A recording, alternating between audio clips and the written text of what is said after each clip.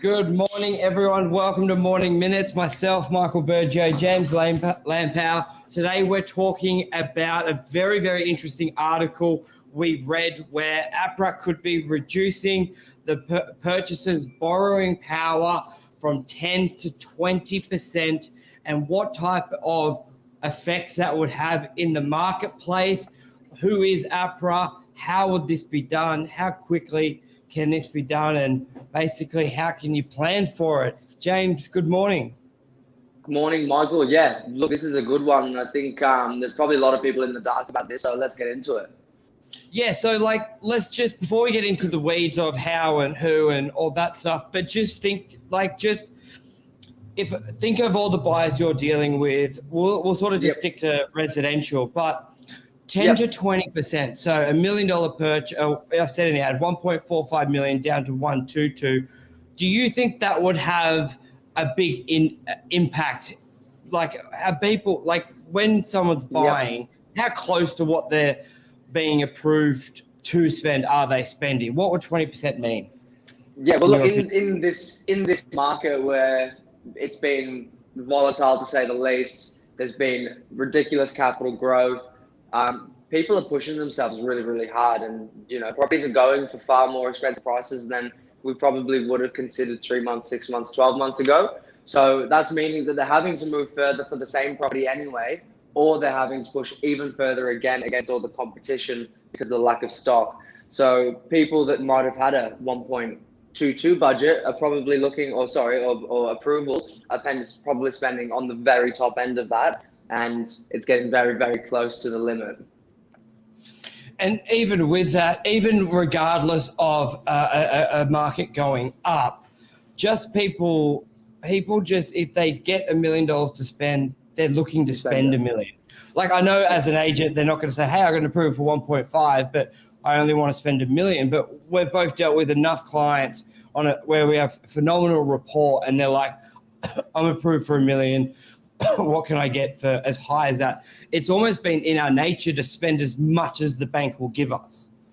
Yeah, well, that's right. And people look at it as your property purchase is something that for the most part, you're going to be there for a very long time. You're going to get a lot of use out of it.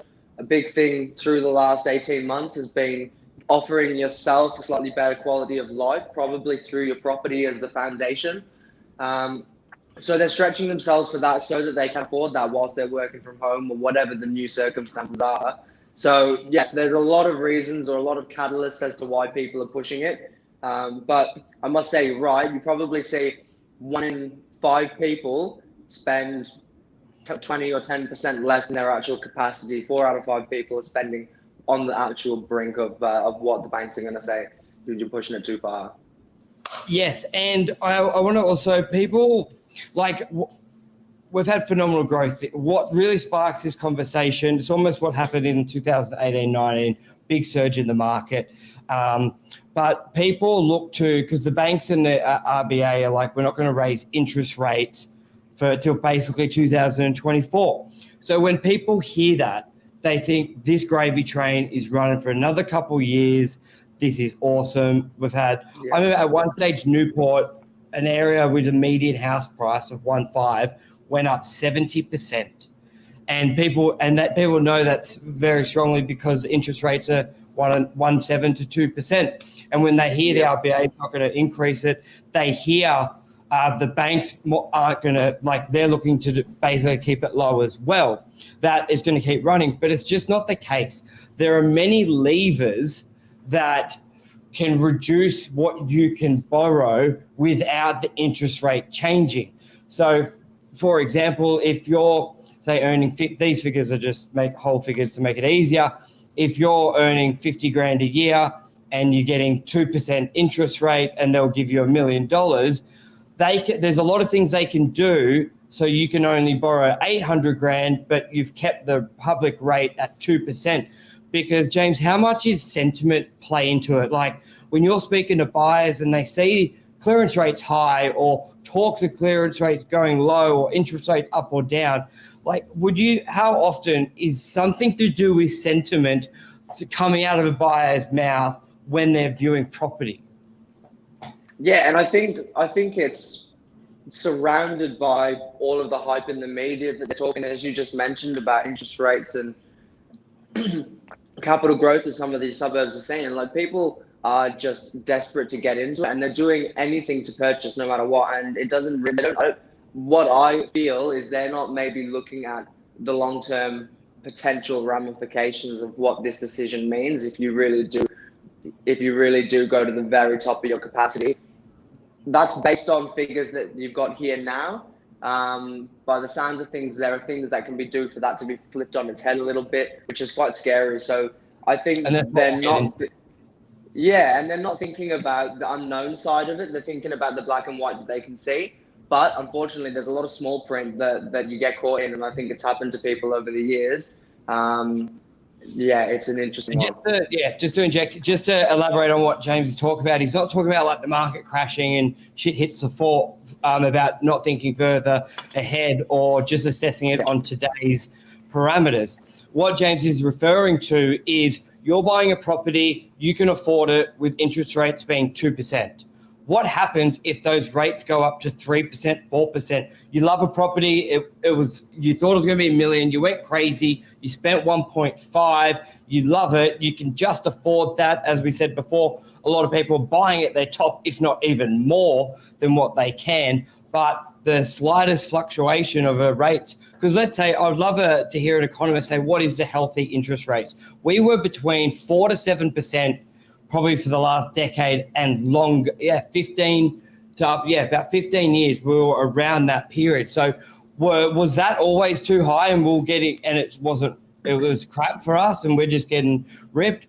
Or is that the healthy amount that it should be? So it'd be very interesting to know on a whole economy scale where it's good for it to be. Now, that's what APRA does. So I've just put in the chat the role of APRA. So APRA basically can change things. Like, you've got the RBA that sets the rate, but APRA can do the compliance and other changes. But let's read out the definition. Where was it? What does it say? APRA is Australian regulator authority, is Australia's financial system regulator, is responsible for promoting the prudent management and regulate institutions. Okay, perfect. So they have a big say in what can be done. Now, what happened a couple of years ago, which really surged this property market, and I'm going to share the screen to this article, which really got the conversation going.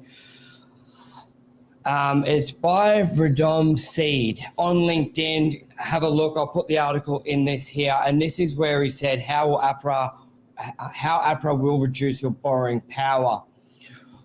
Can you see that fine, James? Or should I zoom? I'll zoom in a bit. Yeah, that's better. Yeah. House price growth approaching a multi-decade high. Regulators are now planning reduction to overall borrowing capacity. We expect intervention may lower owner-occupier borrowing power by 15% and investors by 10%. On balance, lending standards remain robust despite increasing house prices. There has been an increase. Now, having great property growth, that's not the issue. Like, it's one part, but this is where the issue is, where it can have an unstable economy, where America went through it. It goes, there has been an increase in the number of borrowers with high debt to income ratios and small servicing buffers. That's the key thing out of this whole thing, because people may think, well, what's wrong with it going up? There's nothing wrong with the market going up, but the buffer is the most important thing. And in this article, it refers to 2019 where they made the change. They made the change of there's names for it, like the floor. So let's, for example, you get a loan, you're paying 2% interest. Previously, they would want the buffer to go, okay, we know you're going to physically pay now if we give you this loan, 20 grand a year, 2%. Let's just go for that. But we're going to assess it if you can afford it if the rates are 5%, 6.5%. Normally it's a 2.5% buffer, because things can go up and down. And you don't want to get a loan today that the smallest change, you won't be able to afford it. And where this will really could really catch out a lot of people is you've bought a property for, say, $2 million or you're looking to spend 2 million, went crazy at auction, spent 2.5. In your mindset, you go 2% on 500 grand. That's okay. It's only 10 grand a year on top of the 40, 50 grand we can afford that. But interest rates go back up to, like, you're going to have this property for probably 10 to 20 years. So you look back to 5 years ago, rates were 4.5%. So now instead of paying 50 grand a year in interest, you're paying 120,000 and you may not be able to service it. And that's where a lot of people could get stung. And that's why they had these buffers into it. Like and let me show you this as well, because he goes through the options, the graphs of where it's been from 2009, 2021. So here he goes, figure 1, overall loan to value ratio. Wait, I want to go through option 1. Yeah, so here it is. This is how it could be done through option 1. There's 4 options laid out in this article, which is phenomenal. Option 1, increasing the assessment rate buffers banks use to assess your borrowing capacity. In the mid-2019, APRA removed the floor buffer on assessment rates and allowed a floating assessment rate of 2.5%, the interest rate. So if you're paying 2.5, it was 5% you had to afford. By them, what they call it, by them moving it to a floating assessment rate, this boosted borrowing power by 20%. So overnight, a buyer who could borrow 1 million could now borrow 1.2. So like, James, you think how much that would have affected on the ground, on the property market? If everyone's got, like, what, in your view, what's going to happen if everyone gets an extra 20% without saving it, without really doing anything? How's that going to be on the weekend when you're negotiating? Oh, 100%. People get carried away, and we're all guilty of it to a degree, whatever we're doing. But again, it's like, as you say, if you've got it, typically people's nature, not everyone's, is to spend it. And there are people that are more sensible with their decision making, but there are a lot of people that would be in auction environments and situations where, as you say, they get emotionally connected to it. All of a sudden, you do hit the top, and then it's a very different kind of deal, spending $1 million to $1.2 million, spending, a fifth or a sixth more, without even a thought process about it. You probably don't even go and assess the long-term financial effects for your own pocket of if you do spend that 1.2 instead. You just say, right, they said I can, and it's all good, I'm clear. That's a very good point. Like, imagine this, as you said, auction, you went there on, obviously it doesn't happen this quickly, but this is, I'm showing you I'm explaining the positive effect, so you can almost backtrack it to the reversal if everyone's dropped by 10, 20%. You go to you were looking at an apartment, you loved it, you had $1 million approval, 10 other buyers had $1 million approval as well. The borrowing capacity changed. They could now borrow 1.2. So the auction starts at 900 grand. It hits that million where you would think it would normally be sold. All the other buyers would drop out. There's one buyer with, say, 1,010,000. Instead of him being able to buy that, and instead of that going at what the market was, now those buyers could be bidding all the way up to 1.2.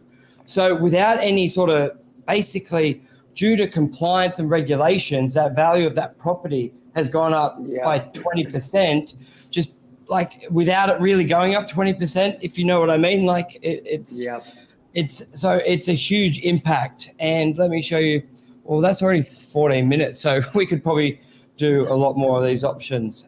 James, so I've put the link to this article. There's option 3 where there's other ways to do it. I think it's worth a read. There's one here saying how to prepare for this. If you plan on maximizing your borrowing capacity, it may be worth doing it sooner rather than later. This is likely to be particular in Sydney and Melbourne, where owner-occupied borrowing looking to maximize. And that's right. So people, if you think the market's, see, this is the thing. Yes, pricing is crazy right now, and a lot of people are waiting for the hope that the market goes down. But what happens if the market stays steady, but your borrowing capacity drops by 20%? Because keep in mind, once you've bought the property, you're very settled. Like they're not going to change it on you once you've bought it.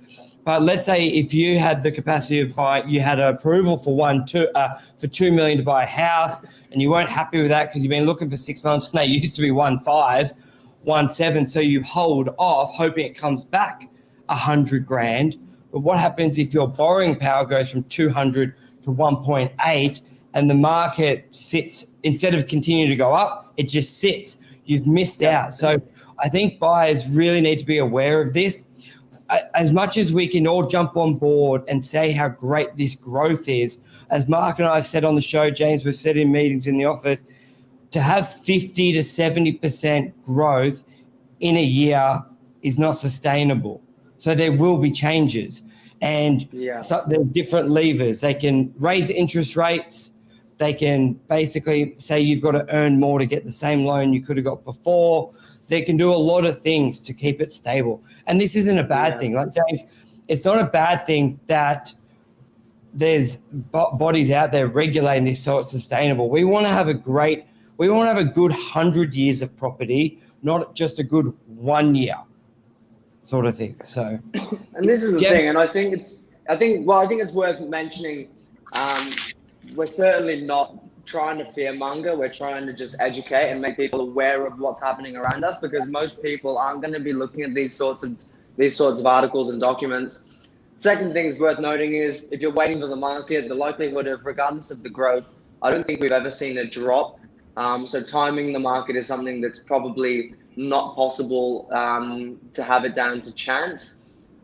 So it's just one of those things that just look closely, speak to your accountant, speak to your broker, and just don't stretch yourself too hard.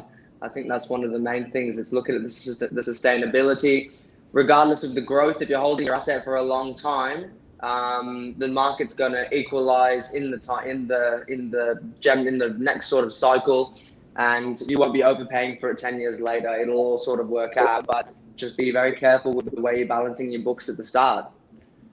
Yeah, and that's the thing. You've just got to know and be educated on both sides. So I've popped the link of this article. There are a lot more points in there, but we already went through the time today. Any questions, let me know. I think reach out to the gentleman who wrote the article, LinkedIn, phenomenal article. I've shared it on my timeline. I popped the link there. So be aware and be prepared and plan accordingly. So I want to thank everyone for watching this morning, and we'll be back tomorrow morning. Cheers, guys. Thanks.